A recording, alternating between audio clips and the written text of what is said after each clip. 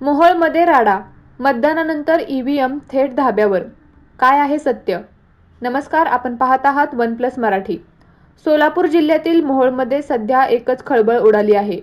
जिल्हा परिषद निवडणुकीचे मतदान पार पडते न पडते तोच मध्यरात्री एका खासगी ढाब्यावर ईव्हीएम मशीन आढळून आल्या. ईव्हीएम सारखी संवेदनशील गोष्ट थेट हॉटेल आणि बारच्या परिसरात कशी पोहोचली? हा प्रशासनाचा बेजबाबदारपणा आहे की यामागे काही मोठे राजकीय षडयंत्र शिजते? राष्ट्रवादीचे नेते उमेश पाटील यांनी नेमकं काय उघडकीस आणलं आणि निवडणूक अधिकाऱ्याचं स्पष्टीकरण काय आहे, पाहूयात या विशेष रिपोर्टमध्ये. शनिवारी मोहोळमध्ये जिल्हा परिषद निवडणुकीसाठी मतदान पार पडलं. संपूर्ण प्रशासन मतदान केंद्रावरून ईव्हीएम गोळा करण्यात व्यग्र होतं. मात्र मध्यरात्री 10 वाजताच्या सुमारास पुणे सोलापूर हायवेवर असलेल्या स्वराज्य हॉटेल आणि ढाब्याबाहेर 2 ईव्हीएम मशीन बेवारस स्थितीत आढळल्या. राष्ट्रवादीचे जिल्हाध्यक्ष उमेश पाटील यांना याबद्दल फोनवरून माहिती मिळताच त्यांनी तातडीने घटनास्थळी धाव घेतली. तिथे एका खासगी गाडीमध्ये या मशीन होत्या. कोणत्याही कडक सुरक्षा व्यवस्थेशिवाय ईव्हीएम मशीन अशा पद्धतीने उघड्यावर पाहून लोकांचा संताप अनावर झाला. या घटनेनंतर उमेश पाटील यांनी प्रशासनावर प्रश्नांची सरबत्ती केली. त्यांनी असा संशय व्यक्त केला की जरी या मशीन राखीव असल्याचं सांगण्यात येत असलं तरी त्या बदलण्याचा प्रयत्न तर होत नव्हता ना. पाटील यांच्या मते ईव्हीएम म्हणजे रिझर्व्ह बँकेच्या नोटा छापण्याच्या मशीन इतकी महत्त्वाची वस्तू आहे. ती अशा प्रकारे बेवारसपणे सोडणं हा गंभीर गुन्हा आहे. मशीनच्या बॉक्सवर असलेला सिरियल नंबर आणि आत असलेल्या मशीनचा नंबर एकच आहे का याची तपासणी करण्याची मागणी त्यांनी केली आहे. तसेच झोनल ऑफिसरच्या कॉल डिटेल्सची चौकशी करण्याची मागणीही त्यांनी लावून धरली आहे. निवडणूक निर्णय अधिकारी डॉक्टर सीमा होळकर यांचे निवेदन आणि पोलीस बंदोबस्त. गोंधळ वाढताच निवडणूक निर्णय अधिकारी सीमा होळकर आणि पोलीस निरीक्षक हेमंत शेंडगे घटनास्थळी दाखल झाले. प्रशासनाने दिलेल्या स्पष्टीकरणानुसार या मशीन मतदान केंद्रावर वापरलेल्या नव्हत्या, तर त्या राखीव ठेवण्यात आलेल्या ईव्हीएम होत्या.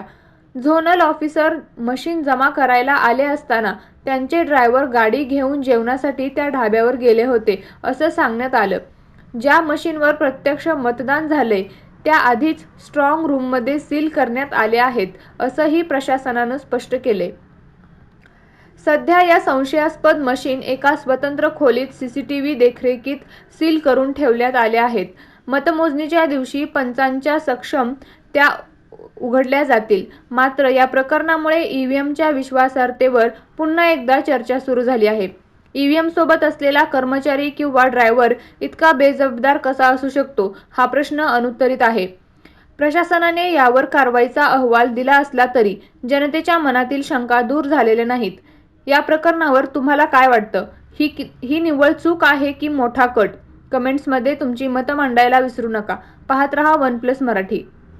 आज जिल्हा परिषद निवडणुकीचं मतदान झाल्यानंतर साधारण 10 वाजताच्या आसपास मला एक फोन आला आणि फोन आल्यानंतर त्यांनी असं सांगितलं की स्वराज्य हॉटेल जे मोहोळचं पुणे सोलापूर रस्त्यावरचं एक हॉटेल आहे, मोहोळमधलं ढाबा आहे, त्याच्या बाहेर रस्त्यावर त्या ठिकाणी ईव्हीएम आहेत असं मला त्या ठिकाणी फोनवर सांगितलं.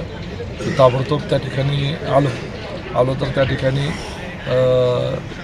संबंधित ईव्हीएम त्या ठिकाणी रस्त्यावर असल्याचं निदर्शनाला आलं.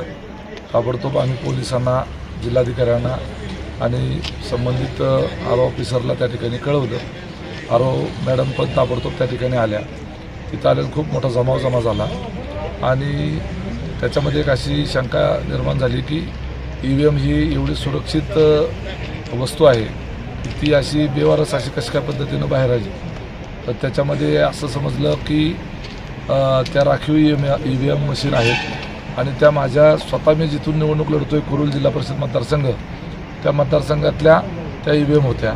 त्यामुळं शंका त्या ठिकाणी आणखी वाढली आणि त्याच्यामध्ये आता ठीक आहे, अधिकारी असं सांगतात की ते राखीव असलेल्या ईव्हीएम आहेत. राखीव जरी असल्या तरी ईव्हीएम म्हणजे एक प्रकारे रिझर्व्ह बँकेचं नोटा छापायचं मशीन जेवढं महत्त्वाचं आहे तेवढं ते महत्त्वाचं असतं. ते कुठेही त्या ठिकाणी बाहेर अशा पद्धतीनं ओपन प्लेसला किंवा खाजगी जागेवर आढळून येणं हे गंभीरच आहे. याला या सगळ्या यंत्रणेला झिरो एरर अपेक्षित असतो, परंतु जे काही घडलं ते सगळ्यांच्या समोर आहे. त्यामध्ये आम्हाला काही कोणाला दोष द्यायचा नाही, परंतु EVMच्या संदर्भानं अगोदरच खूप शंका उपस्थित केल्या जातात. त्यामुळं ते EVM मशीन जे आहे ते त्या बॉक्समध्ये आहे आणि आम्ही ते आमच्या याच्या ज्या ॲक्च्युली मतदान केंद्रावर ज्या EVM मशीनवर मतदान झालं त्याचा जे नंबर असतो सिरियल नंबर तो आम्ही ऑलरेडी नोट केलेला आहे. तो सिरियल नंबर आणि या EVM मशीनचा सिरियल नंबर हा निश्चितपणे वेगळा आहे, परंतु ते वरच्या बॉक्सवर तो नंबर असतो आणि बॉक्सच्या आतमध्ये मशीन आपल्याला ते बघायला ते सील तोडता येत नाही. त्यामुळं संबंधित EVM मशीन आता परत एकदा तिथून आणून पंचनामा करून या ठिकाणी ज्या गोडाऊनमध्ये सगळ्या EVM मशीन ठेवलेल्या आहेत तिथे एक स्वतंत्र खोलीमध्ये CCTV कॅमेऱ्याच्या याच्यामध्ये त्या ठेवलेल्या आहेत आणि त्यालाही सील केलेलं आहे. आता हे बघायचं याच्यामध्ये की आतमध्ये जे मशीन आहे बॉक्सच्या आतमध्ये त्या मशीनमध्ये वरचा बॉक्स आणि आतल्या मशीन त्याचे नंबर हे सेम आहेत का हे बघावं लागेल. आणि ह्या मशीन ज्या वेळेला बाहेर पडल्या म्हणजे कस्टडीतच आल्या नाहीत त्या दरम्यानच्या काळामध्ये त्या मशीनमध्ये काही छेडछाड झाली का हे तपासावं लागणार आहे. कारण EVM मशीन जोडून त्याच्याबरोबर तो बॉक्स दुसरं पण अजून एक मशीन आहे ज्याच्यामध्ये काउंट केलं जातं. तर त्याची बटन दाबून जर सगळं त्याच्यामध्ये मतं लोड केली असतील, ओरिजिनल ज्याच्यावर मतदान झालं ते मशीन रिप्लेस करून ते या बॉक्सच्या आतमध्ये घालून दुसरं त्याच्यावर वोटिंग प्रायव्हेटली वोटिंग करून ते मशीन इथं गोडाऊनमध्ये आता आलं तर नाही ना, अशा पद्धतीची शंका आहे. म्हणजे सापडलेलं मशीन जरी रिझर्व्ह असलं तो बॉक्सवरनं दिसतोय तो रिझर्व्ह. बॉक्सच्या आतमध्ये काय बॉक्सच्या आतमध्ये जे ओरिजिनल वोटिंग झालेलं मशीन आहे ते त्यात ठेवलं गेलं आणि जे याच्यावर ओरिजिनल मतदान झालं ते मशीन या रिझर्व्हच्या बॉक्समध्ये घातलं गेलं. असं तर झालं नाही ना, हे तपासून बघावं लागेल. संबंधित जे कोणी अधिकारी त्या ठिकाणी ज्यांच्या ताब्यात हे मशीन होतं त्यांचे कॉल डिटेल चेक केले गेले पाहिजे, ते कोणाच्या संपर्कात होते का हे बघितलं पाहिजे. आणि याच्यामध्ये काही सध्या तरी सकृतदर्शनी कुठं काही त्यामध्ये मुद्दामून काही झाले का असं शंका तरी येत नाही आहे. पण शेवटी EVMच्या बाबतीमध्ये मुळातच ते शंकेच्या आणि डाऊटच्या घेऱ्यामध्ये असताना अशा पद्धतीची घटना जी घडलेली आहे ही संशयास्पद त्या ठिकाणी आहे. RO मॅडम ताबडतोब आल्या, त्यांनी जी काही प्रोसिजर नियमानुसार करायला पाहिजे त्यांनी केली. पोलिसही जागेवर लगेच आले, जिल्हाधिकाऱ्यांनी त्यामध्ये हस्तक्षेप केला. हे सगळं आता इन कॅमेरा सगळं झालेलं आहे. आता मतमोजणीच्या दिवशी ते आता जिथं ह्या मशीन ठेवलेल्या आहेत त्या पंचांच्या समक्ष त्या उघडल्या जातील आणि ओरिजिनल जे मतदान झालेलं आहे त्याचं काउंट ह्या मशीनमध्ये काही काउंट आहे का किंवा याच्यामध्ये काही इरेज केलेलं आहे का हे सगळं बघावं लागेल. आज आमच्याकडे झेडो म्हणजे झोनल ऑफिसर नेमलेले असतात. त्या झोनल ऑफिसरकडे प्रत्येक मतदान केंद्रासाठी राखीव मशीन दिलेली असते. त्या राखीव मशीन दिलेली होती. तसं एक मतदान केंद्राचे ते झेडो होते, त्यांच्याकडे ती राखीव मशीन होती. ते मशीन जमा करायला इथं आले होते. इतर साहित्य आणि हे सगळं जमा करत असताना त्यांनी मशीन त्या बॅग ह्याच्यात ठेवली होती गाडीत. ते उतरले, त्यांच्याबरोबरचे सहकारी उतरले आणि अजून पोलीस पण उतरले. त्यामुळे त्या व्यक्तींनी जे कोणी ड्रायव्हर होते त्यांनी गाडी खाली झाली समजून ते जेवायला म्हणून तिकडे किंवा कशाला माहीत नाही, पण ते कशाला तरी ते बाहेर गेले गाडी घेऊन. गाडीमध्ये EVM तशाच बाहेर गेले.